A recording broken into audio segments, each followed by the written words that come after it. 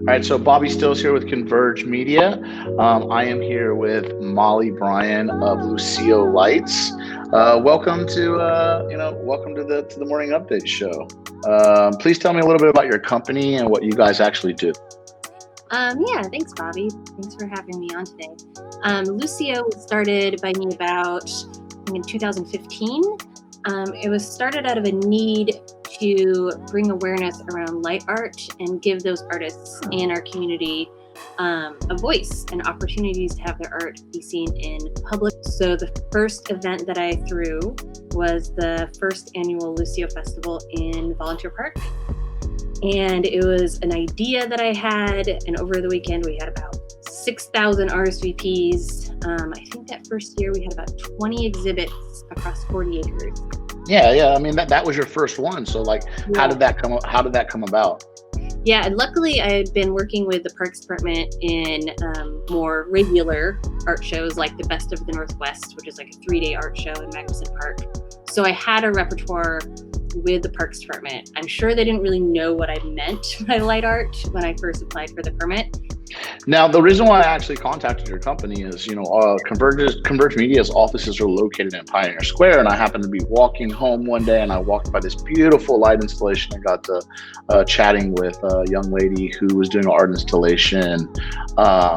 She's from Portland, and so I asked her, who contacted her and how this is. So can you tell us about the newest project that you have going on down here in Pioneer Square and inform maybe some of our viewers or the community about your project you have going on?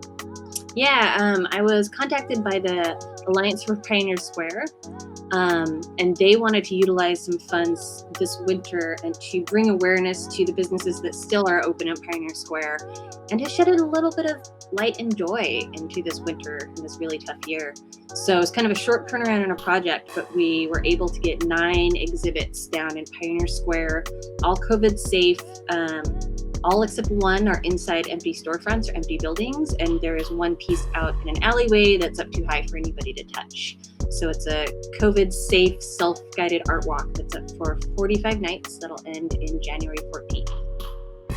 Now, you do have a map on your website that actually gives people directions on how to view this themselves.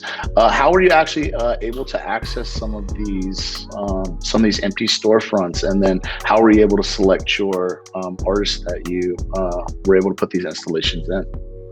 Well, the storefronts, luckily, the Alliance for Pioneer Square has strong roots, obviously, in Pioneer Square.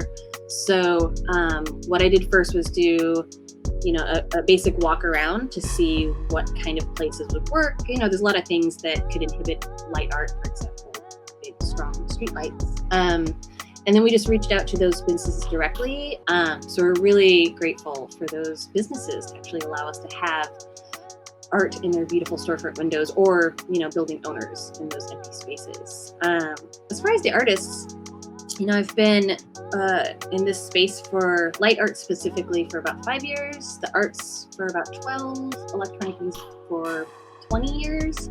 So I have a really wonderful wide network, and we had about 45 applications in about a 2-week call for art. So that was pretty great.